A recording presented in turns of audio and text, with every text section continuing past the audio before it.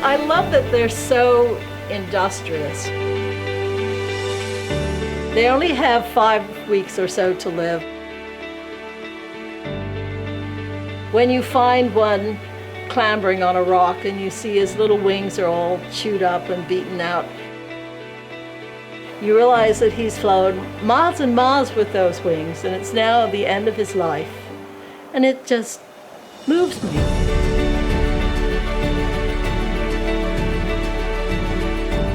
To my knowledge, as far back as person that I've spoken to can remember, there were no bees here at all. We've been trying to find that out. We've been trying to find out, just speaking to people around the island, why there were no bees on the island. But nobody seems to know the answer to that question.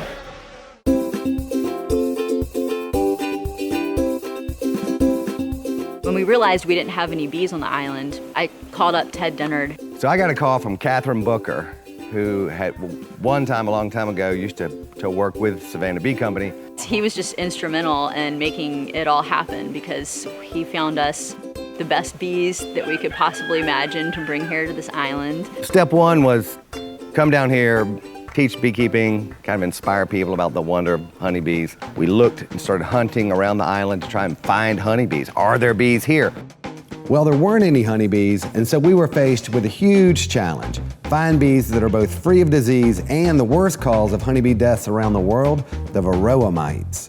When we were looking for a source of honeybees to bring here to Exuma, we had a couple of concerns. One of them was we did not want to bring varroa mites here. We know that Exuma is free of varroa mites. That's been confirmed recently by the University of Georgia, and we really would like to keep it that way. Roughly a year later, we come back, we put these 12 packages, they look like shoe boxes with like screen wire on the sides. You have about 15,000 worker bees with a queen hanging in there. We put them in an airplane, flew them down here. It was a private plane, and there's a long story there, which is kind of fun. But we finally got a pilot to be willing to do it. We flew them down here. We shook them into the boxes of these people. There were 5 different stations where we put the bees in the boxes. We gave it our best shot, and it, I don't know, from the surface right now, it just looks like we hit the bullseye.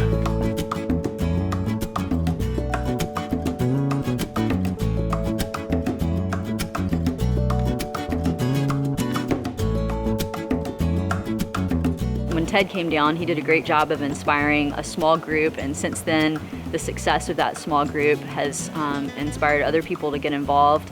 And I would say now we have probably 15 beekeepers on the island with active hives. Life before Savannah brought the bees to the island, it was like unconscious, like you wasn't even aware of the pollinators or the bees. If you ask me now, I would say I'm a beekeeper.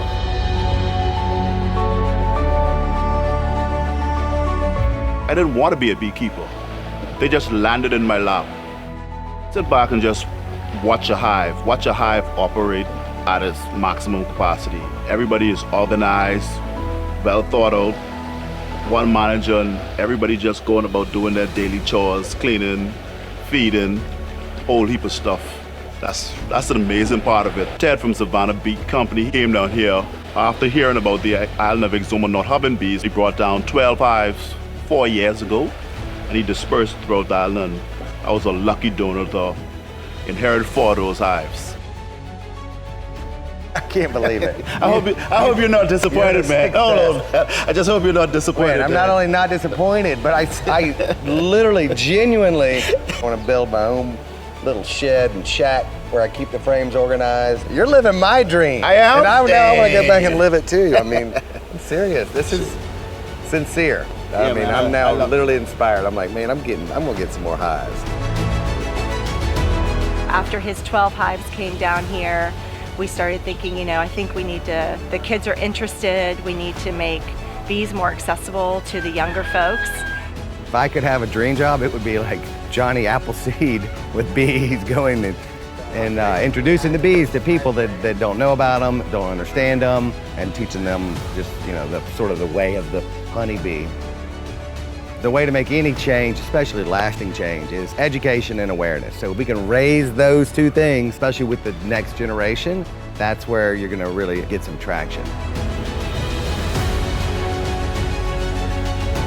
In the morning when I go out for my walk and it's a beautiful day, I stand at the top of my driveway and I watch the bees go out. And they're flying up and I can see them against the sunlit sky, and they look free and happy and busy, and it just gives my heart a big lift. Thank God it worked out so well. I feel lucky to have been a part of this adventure to create change in a group of islands that were barren of honeybees. They're not only surviving, they're thriving. And just like the mission of the Bee Calls Project, once you understand honeybees, you can't help but love and protect them.